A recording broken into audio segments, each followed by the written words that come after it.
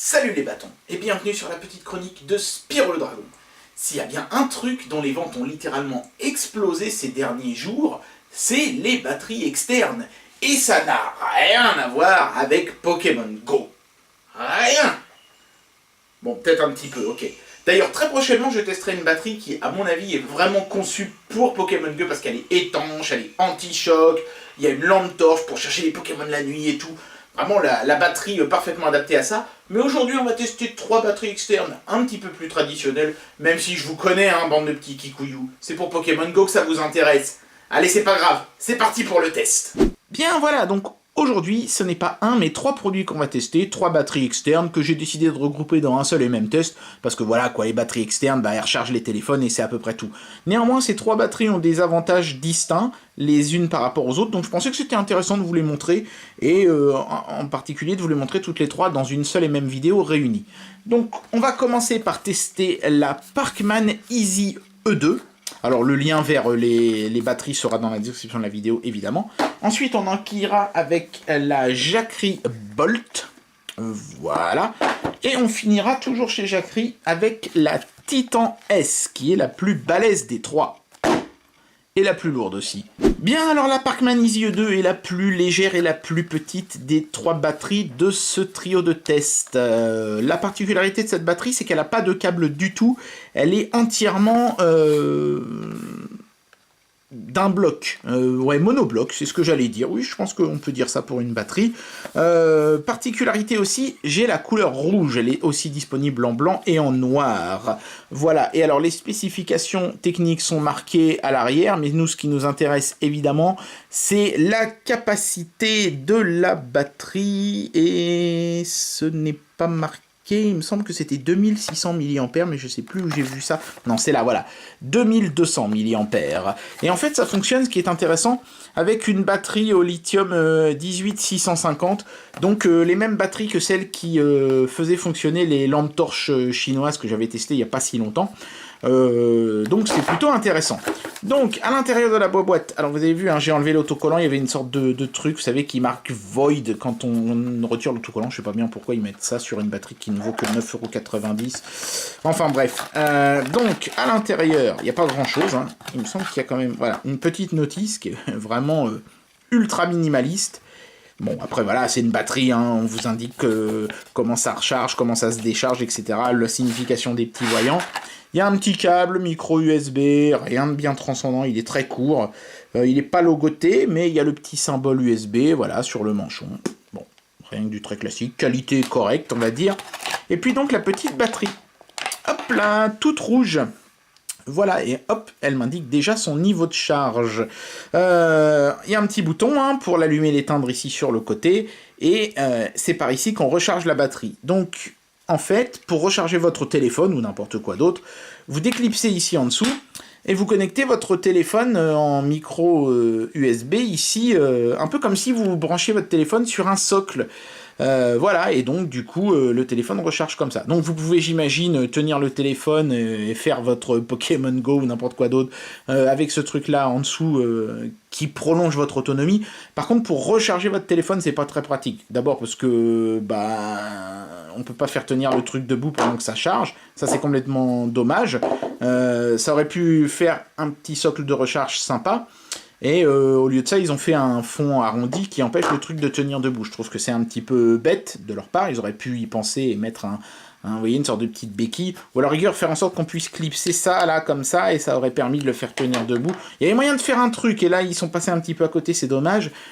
Le deuxième truc que moi, je reproche un petit peu, c'est que on a une batterie 18650, ça aurait été bien de pouvoir ouvrir cette portion-là de la batterie et pouvoir changer la batterie quand elle est morte.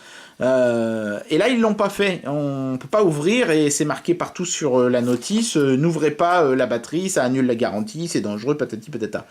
Dommage, voilà, il y avait moyen de faire quelque chose de sympa et ils sont un petit peu passés à côté. Après les finitions sont très très bonnes, hein. On a une sorte de petit toucher velours qui est très très agréable, la batterie est bien finie, j'ai testé, effectivement ça recharge, mais sur mon Galaxy S6 Edge, la batterie n'a pas une capacité suffisante pour le recharger à 100%. dès la première tentative. C'est un petit peu dommage, parce qu'aujourd'hui, on trouve des batteries à peine plus grosses qui permettent de recharger son téléphone 2 fois complètement, et celle-ci ne permet pas de le faire ne serait-ce qu'une fois. Donc, bon, 9,90 €, on n'est pas volé. Si pour vos chasses aux Pokémon, vous êtes un peu short et vous aimeriez avoir 1 heure ou 2 d'autonomie en plus, je pense que ça peut faire la blague.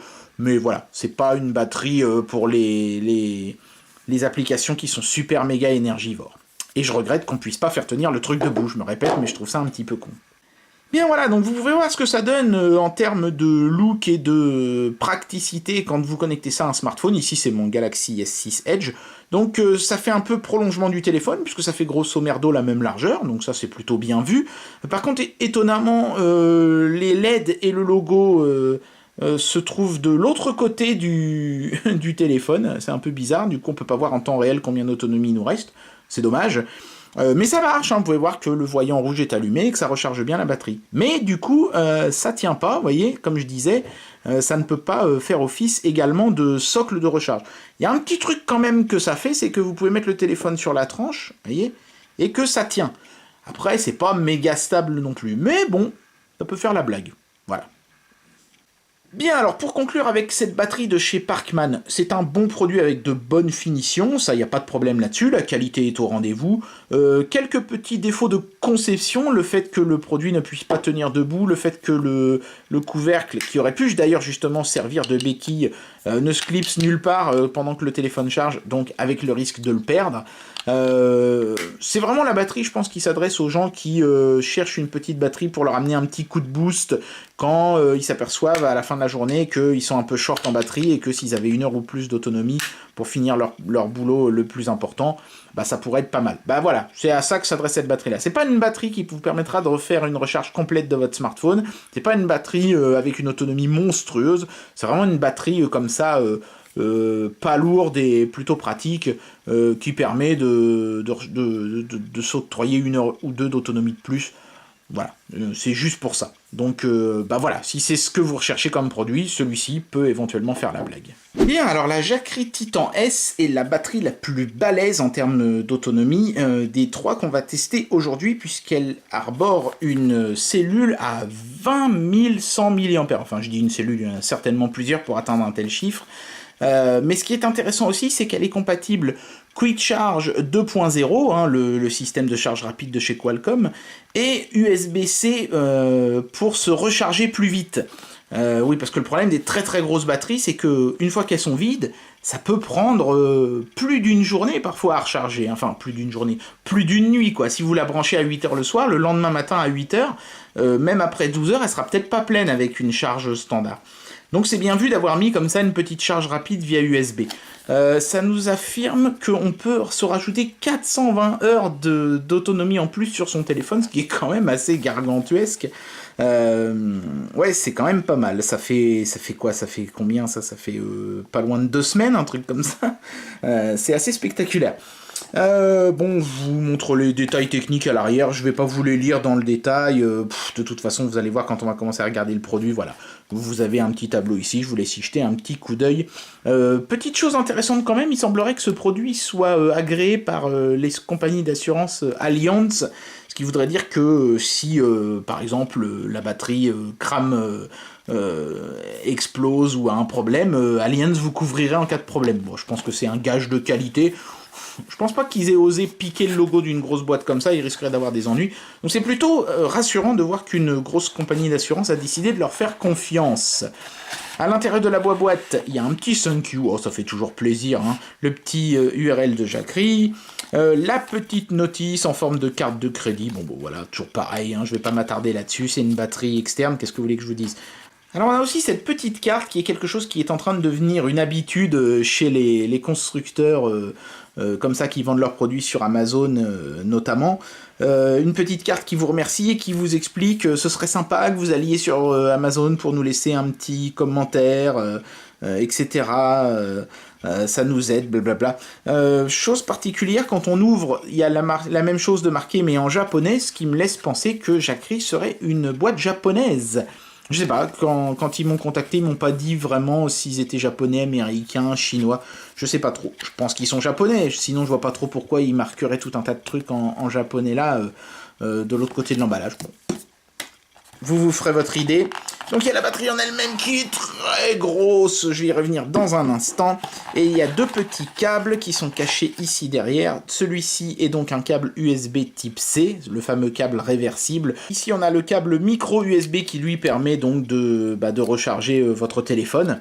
C'est sympa d'en fournir un. Ils auraient pu dire nous on fournit que celui-là et puis démerdez-vous, vous prenez celui de votre téléphone. Non, ils ont été cool, ils vous en ont fourni un aussi. Très bien, donc maintenant la batterie en elle-même, d'abord elle est toute en aluminium, hein, c'est de l'aluminium brossé, anodisé noir qui est très très sympa, très très joli, très très bien fini, avec un toucher très agréable. Le petit logo Jacquerie je sais pas s'il est sérigraphié ou gravé au laser, mais j'ai l'impression qu'il est sérigraphié. On va voir comment il se comportera sur la durée. C'est très joli, hein, le métal est vraiment très chouette. Ici, vous pouvez voir les trous par lesquels s'afficheront les petites LED bleues de témoins de charge. Ce que j'aime un peu moins sur cette batterie, c'est le plastique qui a été utilisé pour les extrémités, un plastique brillant. Les plastiques brillants, ça capte beaucoup les traces de doigts, ça j'aime pas trop. Et puis en plus ça se raye, donc j'aurais préféré qu'ils mettent un plastique dépoli, je sais pas pourquoi ils ont choisi ce plastique brillant. Donc ici vous pouvez voir le bouton pour l'allumer ou l'éteindre, hein. Donc quand j'appuie, voilà, on peut voir le niveau de charge qui s'affiche. Et donc on a la prise de recharge qui est de l'USB type C, hein, la prise qui est réversible. Bon, je peux vous montrer si ça vous intéresse, mais voilà, vous voyez, vous branchez dans un sens le câble, tac, ou dans l'autre, et c'est supposément plus rapide à se recharger, parce que c'est de l'USB 3 en fait, hein, avec un ampérage plus important. En fait, la batterie peut accepter 3 ampères en entrée, ce qui est quand même pas mal. En sortie, on a 3 ampères aussi sur la prise de gauche, qui est une prise de charge, ce qu'ils appellent Smart Fit, c'est-à-dire que 3 ampères ce sera le maximum, mais évidemment si vous mettez un truc qui en a besoin que d'un, ça n'en crachera que un. Par contre, la deuxième prise est plus intéressante, puisque elle peut sortir 18 watts maxi, et c'est du Quick Charge 2.0.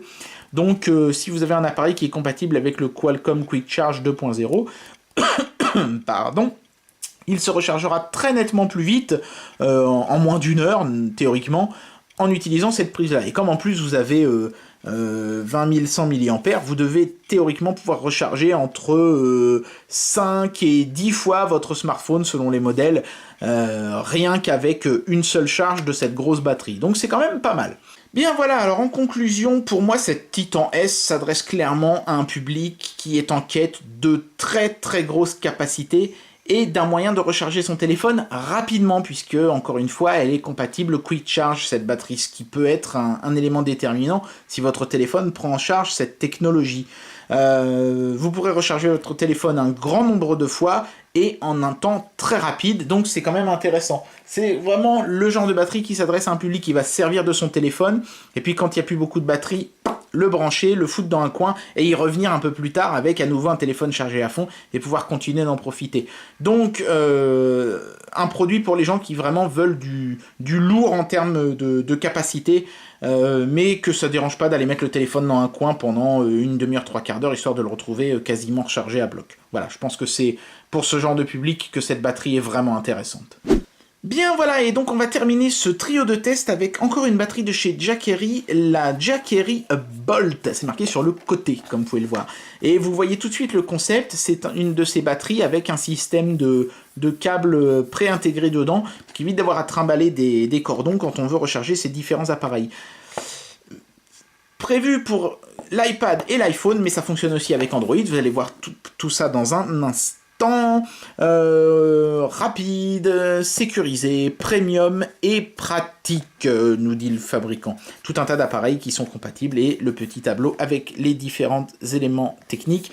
Ce qui est intéressant, c'est la capacité 6000 mAh pour celle-ci. Donc c'est un produit qui est vraiment situé à mi-chemin entre les deux précédents produits qu'on vient de tester. Donc on va tout de suite procéder à l'unboxing. Voilà, donc on retrouve exactement la même carte Thank You, sauf que celle-ci, elle se déplie pas avec le japonais à l'intérieur, elle est seulement en anglais. Voilà, bon, pourquoi est-ce qu'ils en ont mis une différente, je ne sais pas, peut-être que ce produit est uniquement à vocation européenne. On retrouve exactement la même notice au format carte de crédit, sauf qu'évidemment celle-ci comporte les instructions pour le modèle de batterie qui va bien. On retrouve la batterie en elle-même. Je vais la mettre de côté. Et un câble micro USB, un seul, hein, donc ce sera soit pour recharger la batterie, soit pour recharger votre téléphone, parce que oui, vous pouvez également recharger votre téléphone via un câble non intégré à la batterie. On a le petit perçage des trous qui est identique, on a le logo Jackery en sérigraphie, on a toujours le même aluminium anodisé noir très très classe, avec évidemment des rubans qui sont en fait les cordons qui passent sur les bords de la batterie. Voilà, donc c'est très joli. J'aime bien ce format, en plus, je le trouve pratique, un peu de la taille d'une télécommande de télé. Ça tient bien en main, ça se glisse facilement dans une fouille. C'est plutôt un format intéressant.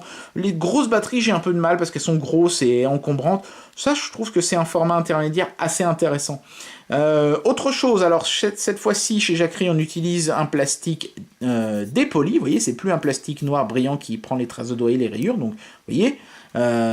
je suis définitivement sûr et certain qu'ils ont davantage soigné cette batterie-là.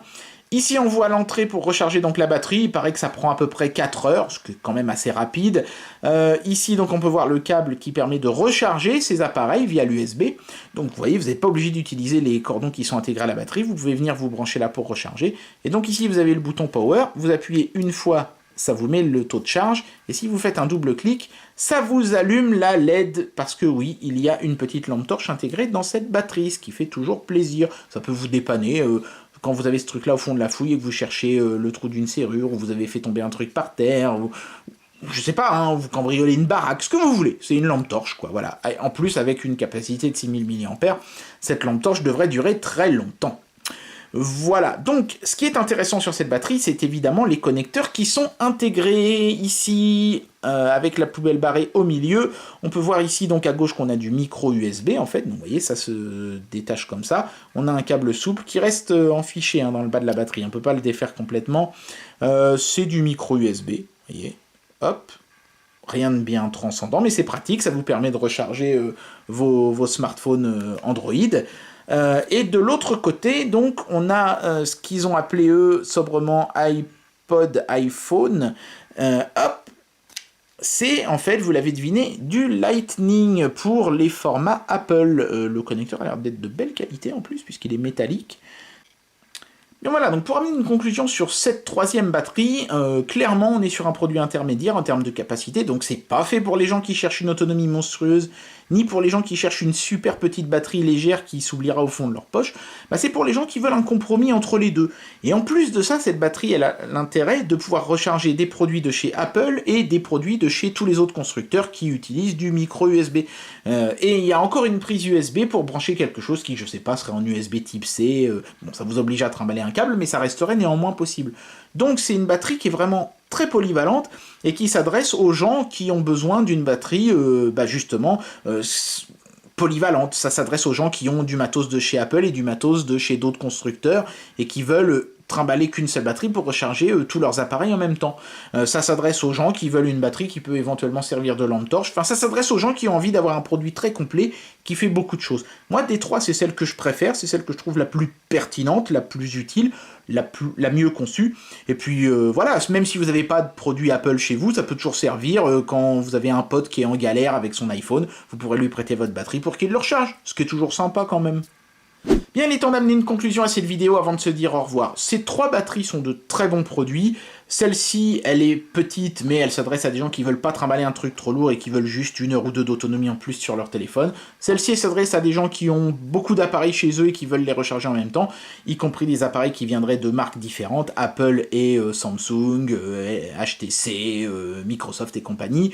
Et puis celle-ci, qui s'adresse à un public qui veut une putain d'autonomie king size badass, la possibilité de recharger son téléphone une demi-douzaine de fois sans souci, les aventuriers qui vont être loin d'une prise de courant pendant 3 jours ont plutôt intérêt à choisir celle-là.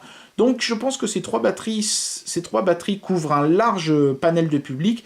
Après, j'attends toujours la batterie qui sera capable de satisfaire tout le monde, mais je pense que ça peut pas exister. Soit on a un gros machin lourd mais qui est puissant, soit on a un petit machin léger mais qui manque clairement de puissance. Il faudra donc choisir votre produit en fonction de vos besoins. C'est pour ça que je pensais que c'était intéressant de réunir ces trois produits dans une seule vidéo. Et bien voilà, voilà, c'est tout pour le test de ces 3 batteries externes. Mention spéciale aux 2 de chez Jackery que j'ai vraiment beaucoup aimé. Celle de Parkman un tout petit peu moins. C'est pas que c'est une mauvaise batterie, mais elle aurait pu être vraiment excellente en changeant 2-3 petits points de détail. Et ils sont passés à côté, ce que je trouve un petit peu dommage. Bon, après voilà, c'est la moins chère des 3 aussi. C'est normal que ce soit la moins intéressante. C'est à peu près logique. Alors, je vous disais que prochainement on allait tester une batterie spéciale Pokémon Go étanche, anti-choc, avec lampe torche, etc. Qu'on peut accrocher à la ceinture, comme ça vous pouvez avoir votre téléphone et faire votre chasse aux Pokémon en même temps et tout. Elle va arriver, je pense, d'ici 15 jours, 3 semaines. Mais en attendant, rien ne vous empêche d'utiliser une de ces 3-là pour faire la même chose. Hein. Ce sera peut-être pas aussi pratique, mais ça fonctionnera néanmoins très bien. Et puis de toute façon, je sais que c'est ce que vous allez faire, puisque vous êtes tous une bande de no-life. Sinon, vous ne regarderiez pas ma chaîne. Voilà, en tout cas j'espère que cette vidéo vous aura plu, et je vous dis à très bientôt pour un prochain test. Allez, tchuss!